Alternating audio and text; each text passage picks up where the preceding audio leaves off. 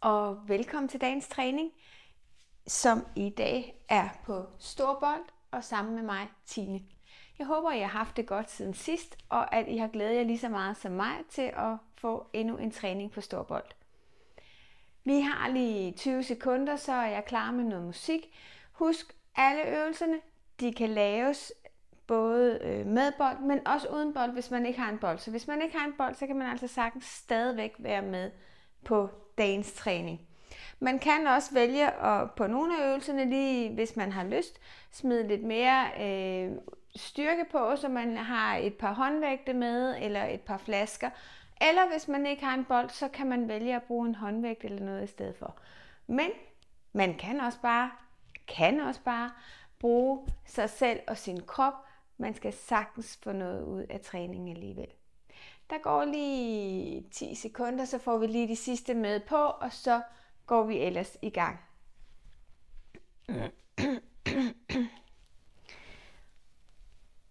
Og vi starter selvfølgelig, som vi altid gør, med at varme lidt op.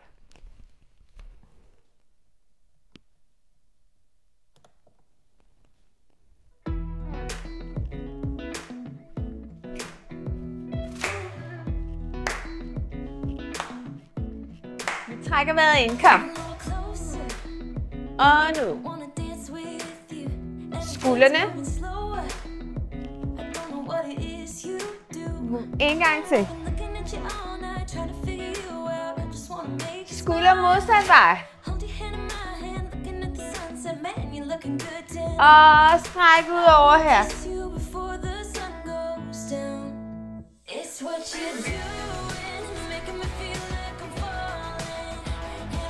Op.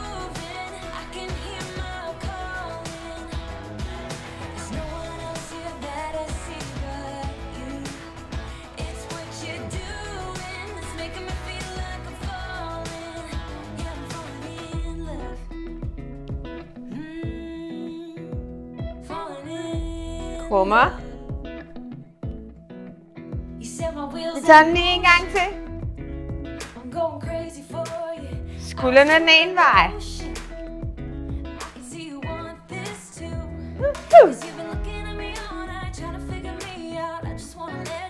Skulder modsat vej. Og så skal vi lige ud til den anden side. Så kører vi benene op her.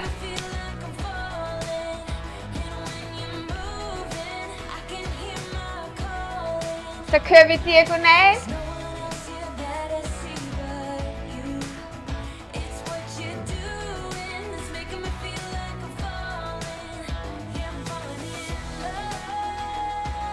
Rotation fra side til side her.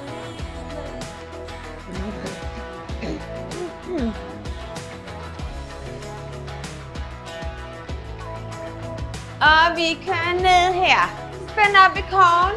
Sørg for, at det er siden, der arbejder. Vi har en elastik her.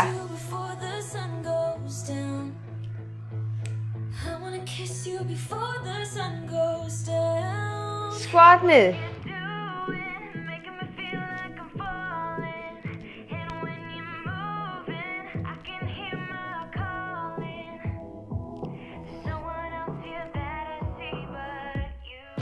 Hoften rundt. Modsat vej.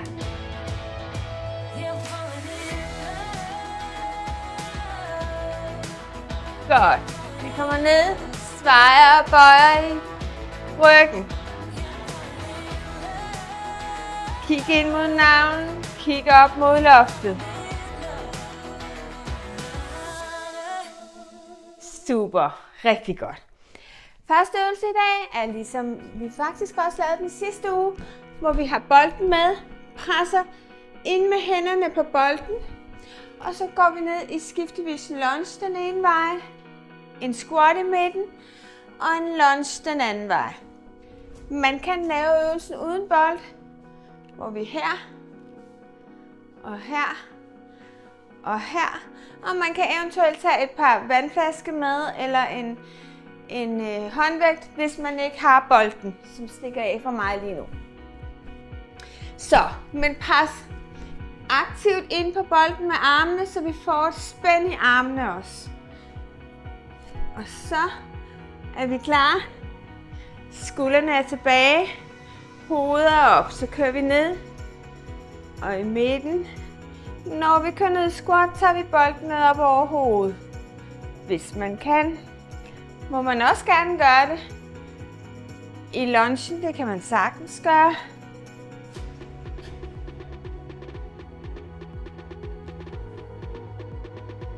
Og I gør det helt i jeres tempo.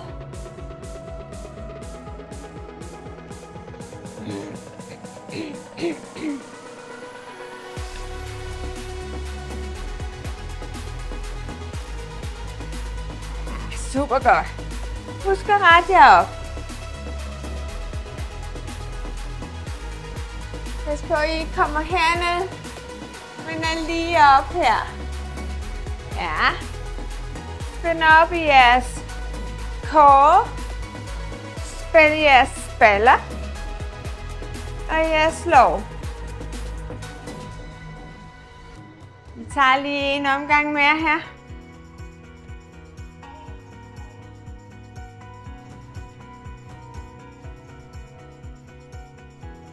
Ja, det er godt. Ryst armene en lille smule. Og så tager vi lige en runde mere. Bare fordi vi kan. Det er meget godt, det glemte jeg faktisk at sige, men man kan godt have en måtte at ligge på, så bolden ikke glider for os, når vi skal ned og ligge på gulvet. Så hvis man ikke lige har fået en måtte frem, så kan vi sagtens lige nå det imellem de næste øvelser her. Vi kører en tur mere med den her. Put. Ned i en lunge. Drej en kvart. Ned i en squat. Drej en kvart igen. Og ned i en lunge.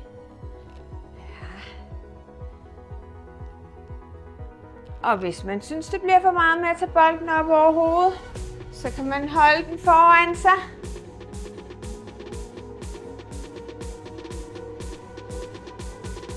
Så har man lidt støtte på den, på knæet her, til at hjælpe med at holde den, hvis det er, at man synes, det bliver for hårdt.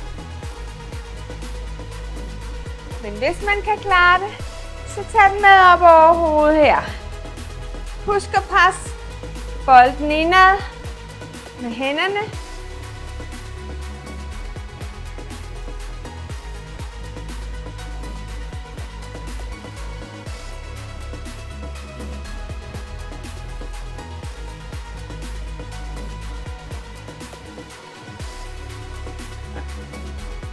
Sidste her.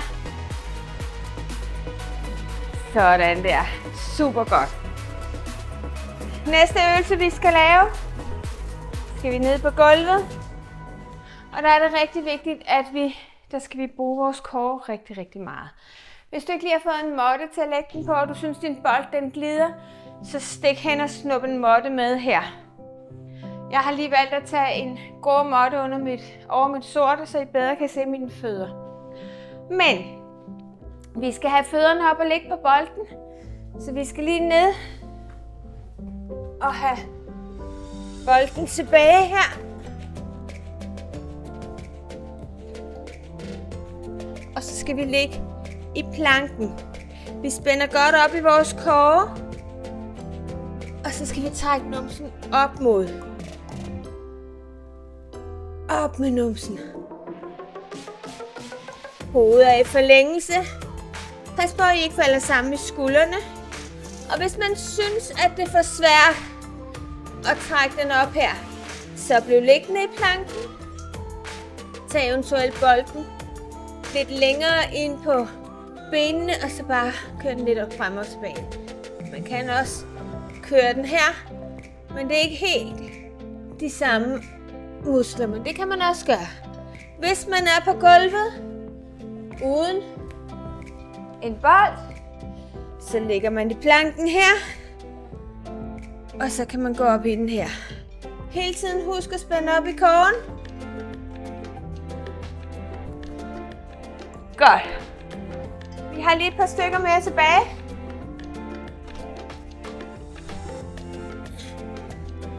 Så vi kører op og ned, og så tager vi lige en mere. Kom. Op og ned. Ned og slap af. Bryst lige jeres hænder lidt. Lige få viklet lidt ud i håndledene. De kan godt nogle gange blive lidt. De bliver også lidt udfordret på denne her. Så jeg håber, at I er klar til at tage en omgang mere derhjemme. Husk at mærke efter. Gør det stille og roligt i det tempo, der passer jer. Hvis I kan, så vil jeg gerne have, at I lige prøver at komme op igen. Og så tager vi lige, hvad skal vi sige, 5 stykker mere, når vi har fundet balancen. Eller mere, hvis man kan.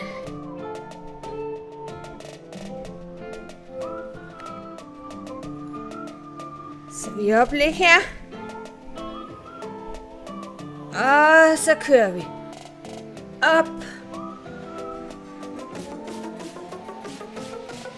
2.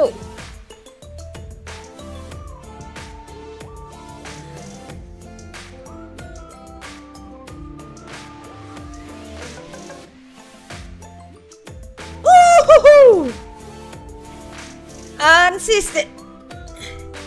Ja, det er godt. Den er virkelig god for mausen her. Godt. Det næste, vi skal lave, skal vi ned og ligge på maven.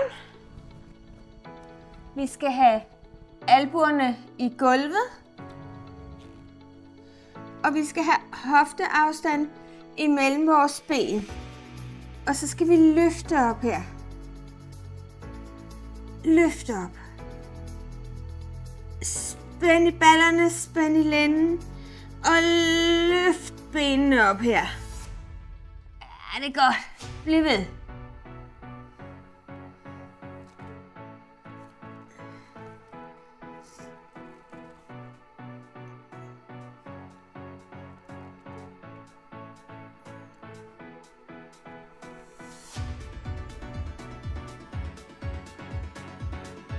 Skal vi sige, at vi har 5 tilbage? 5. 4. 3. 2. Og 1. Ja, det er godt. Super godt. Jeg viser den lige, hvis man ikke har bolden med. Så ligger man på gulvet og løfter benene op her. Eventuelt med hovedet op også, hvis det er, man kan det. Eller med armene frem, så bliver den igen lidt hårdere. Men vi skal have en tur med på bolden. Wow. Så vi whoops. Kommer frem og finder balancen her. Så spænder vi godt op. Når vi løfter op den her gang, så vil jeg gerne have, at vi tager benene ud og ind, samler igen og ned. Og løfter op, ud, samle og ned. Og hvis I lægger mærke til det, så kører mine ben så langt ned mod gulvet, som jeg overhovedet kan. På den måde så arbejder jeg meget i musklernes baner, så jeg får udnyttet musklerne i hele deres bevægebane så meget som muligt.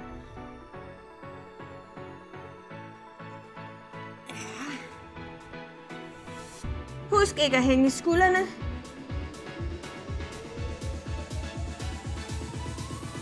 Jeg tror, vi har 5 tilbage.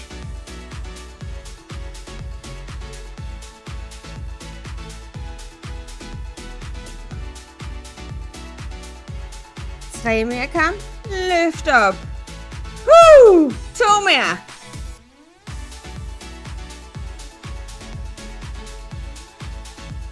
Og den sidste. Og slap af. Men I er jo simpelthen for seje. Godt, vi er ikke færdige med at ligge på maven. Så, vi skal op og ligge på maven, op og stå i planken igen. Og så skal vi gå en tur frem og tilbage i planken. hvis man ikke har bolden med. Så står man i planken her, løfter sig op, spænder op i kogen, så går vi frem her, og tilbage igen. Pas på, at I ikke kommer til at svare i den, så bliver det også meget tungere for jer selv. Spænd jer op og brug jeres opspænd til at hjælpe jer selv med at komme frem i den. Så. Op og lig. Spænd op her. Løft jer op i skuldrene. Ikke fald sammen. Løft jer op. Og så går vi en tur frem. Den er altså hård, den her, venner. Lige så langt frem vi kan komme. Og helt tilbage her.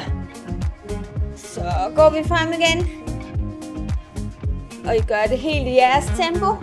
Jeg håber ikke, jeg kommer ud af skærmen.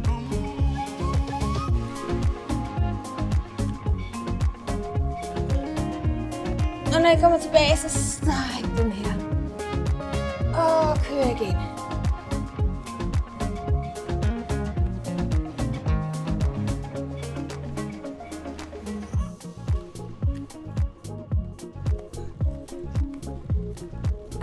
Vi har en mere. Kom.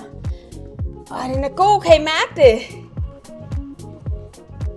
Prøv at høre, I er simpelthen så seje. Tro på det. Vi er i gang med den sidste her. Så får I en lille pause. Kom ned og kram bolden her. Slap af jeres håndled. Og igen, hvis det er, at man synes, det er for hårdt at gå i den, så bliv liggende inde i planken og gør lidt forskelligt i forhold til op og ned på armene. Det kan eventuelt være, at I starter her, og så kører I ned og op. Eller I starter med at køre ind og stå i planken med bolden under, og så kører I længere og længere ud, sådan så den bliver sværere og sværere for jer at holde. Jo tættere I har planken på maven, jo lettere bliver det at holde den. Godt. Vi har lige en tur mere. Er I klar? Så kører vi. Spænd op. Og gå.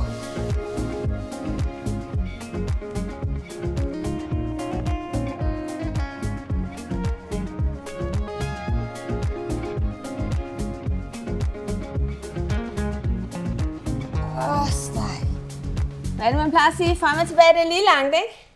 Spænd op. Forlæng nakken. Eller ryggen. Nej, sludder og vrøvl. Nakken i forlængelse af rygsøjlen. Pas på, at I ikke svejer i den. Spænd jer op.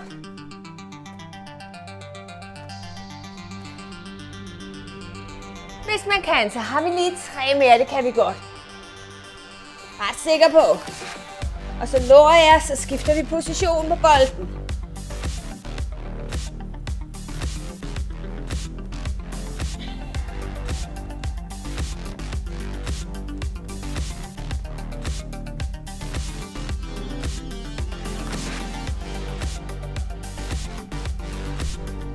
Vi har virkelig balance og core-træning i dag, hva'?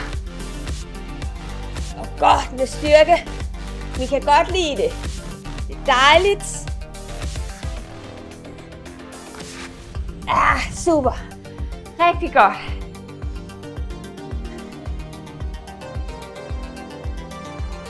Vi kommer ned og ligger på maven her. Sætter i hoftebredde vores tæer i gulvet, så vi har en god balance. Hænderne om bag, eller med håndfladerne op mod væggen. Hovedet i forlængelse af rygsøjlen. Og så løfter vi op her. Og løft.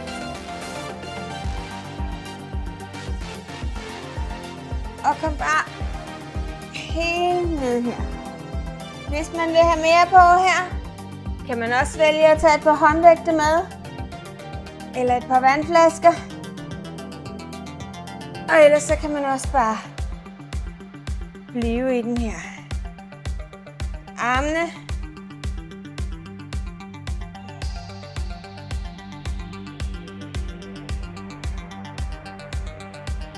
Skuldrene. Vi har 5, 4, 3, 2, og den sidste. Ja, det er godt. Og en pause. Vi ryster armene. Vi skal ligesom have den lidt modsatte vej igen i forhold til, hvad vi har lavet med armene nu, ikke? Så vi kører lige en tur mere, inden at vi tager en ny øvelse. Er I med mig derhjemme? Fedt. Ned og find balancen.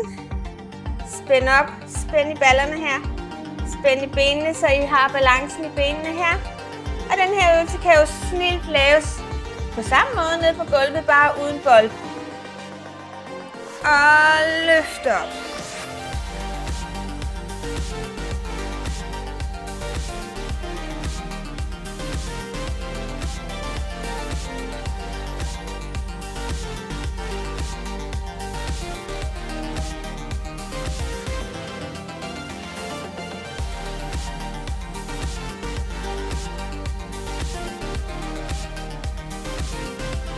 Er I der stadigvæk?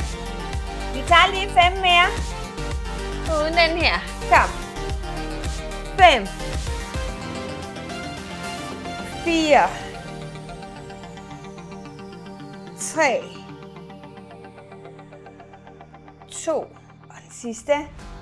Og 1. Ja, perfekt. Godt. Vi skal ned og lave nogle bækkenløft. Sidst vi lavede bækkenløft, der lå vi på ryggen nede på gulvet og havde benene på bolden. Denne her gang, der bruger vi bolden som ryglæn. Det vil sige, man kan også bruge en stol eller noget. Og man kan selvfølgelig lave den uden også, hvis man laver den uden. Så I hernede og løfter op her. Så. Kært barn, der er mange navne, mange positioner, så vi er færdige her. Hofteafstand imellem benene, hælene så tæt på ballerne som muligt, og så løfter vi op. Og ned. Løft op.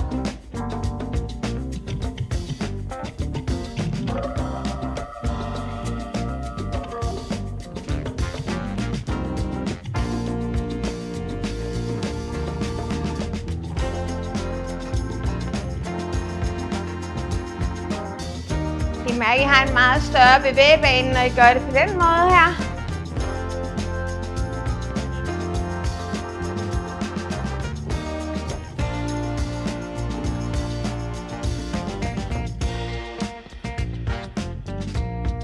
Fem mere.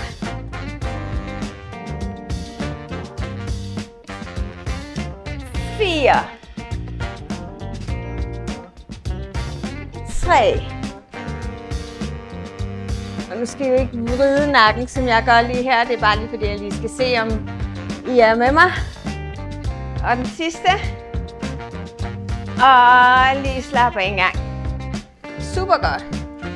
Og igen kan man udfordre sig selv endnu mere ved at tage noget vægt med. En håndvægt, en bog, en flaske vand eller hvad man nu har.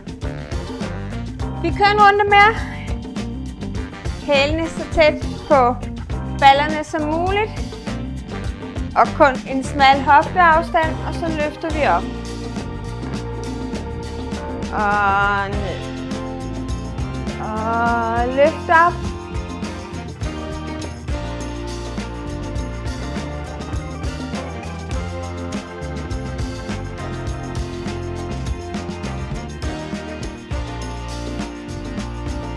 Den er god, kan I mærke det? Fantastisk. Virkelig aktivere de store ballemuskler her. Du kan også mærke, den trækker i lænden. Og jeg tror, vi har 5 mere tilbage. Kom. Og løft. 2. 3. 4. Og den sidste. Og 5. Jamen, så godt. Super godt. Godt. Vi skal op og sidde her. Og så skal vi lave nogle rotationer. Så vi kommer ind. Sidder i hofteafstand. Spænder op i vores core. Og så tager vi armene lige frem. Og så kører vi fra side til side. Her. Sørg for at lade hovedet følge med. Hele vejen her. Uden at dreje hovedet. Hovedet følger bare med. Det sidder fast på rygsøjlen og følger med. Super godt. Hvis man synes, det er for hårdt med armene ude, så kan man kryste dem inden foran brystet og køre den her. Den her kan sagtens laves på gulvet også, uden nogen problemer. Man kan også sidde på en stol og lave den. Og man kan også vælge at tage noget mere vægt med, når man er herude. Vi tager en lille pause, og så kører vi en sidste runde. Og så skal vi lege med bolden til sidst. Det er så sjovt. Godt. Armene frem. Vi kører.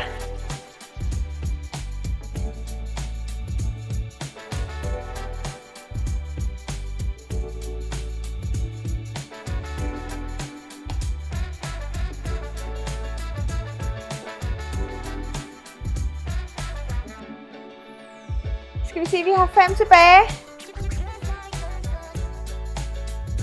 4.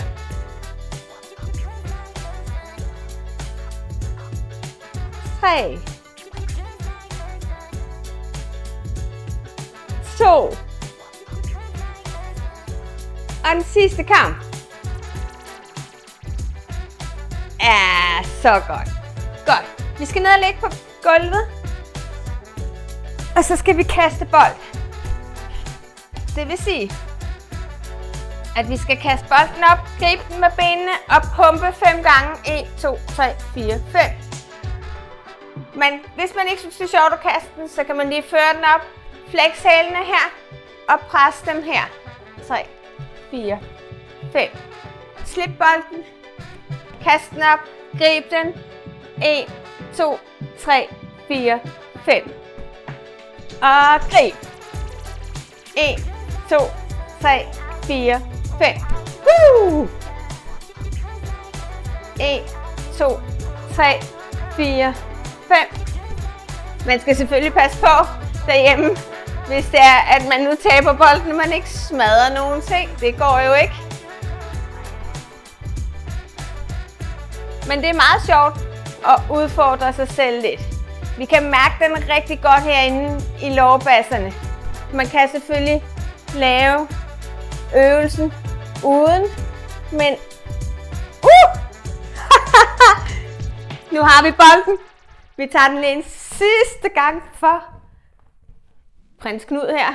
1, 2, 3, 4, 5. Vi kører bolden ned og op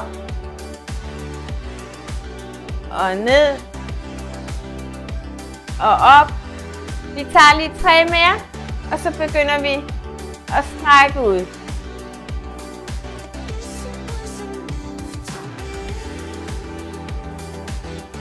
Sådan der. Og sådan en halv time, den forsvinder alt for hurtigt. Vi tager armene op over hovedet, gør så lange vi kan. Samle hænderne godt op over hovedet, og så løft jer op. Stræk benene, løft jer op og få et stræk i lænden her.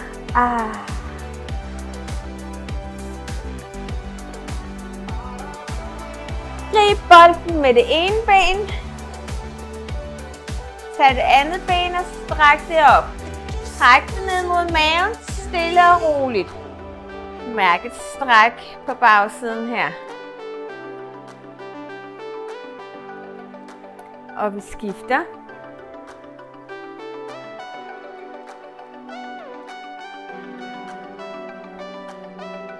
Hvis I flexer foden, så får I et yderligere stræk.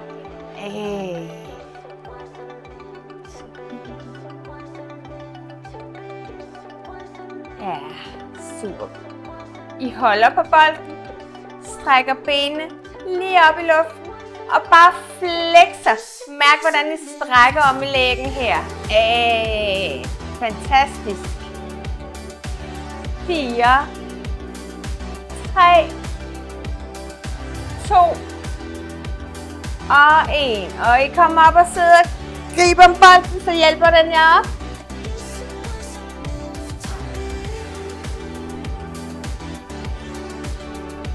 I en bredsiddende her. Armene oven på bolden. Stræk ryggen. Og kør ud foran her. Få et stræk på indersiden af lårbasserne.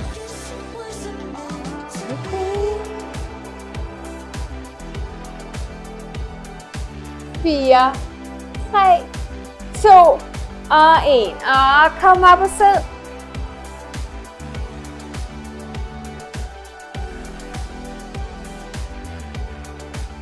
Kør armen ind foran.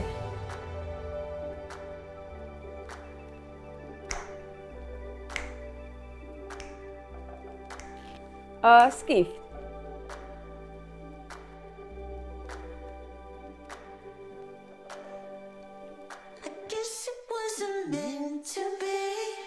Ja, det er så fint. Godt, vi skal lige altså nå at strække her. Jeg ved godt, vi lige løber et par sekunder over, hvad musikken den siger, vi skal gøre. Men vi skal lige have strukket vores håndled her. Og den anden vej. Og vi bukker også lige den modsatte vej her. Vi har brugt vores håndled meget i dag. Eller vores hænder meget ned på gulvet i dag. Tusind tak for en helt igennem fantastisk time. Jeg håber, I har nydt det lige så meget, som jeg har. Og så vil jeg bare sige rigtig meget på gensyn om en uge. Tak for i dag. Pas godt på jer selv.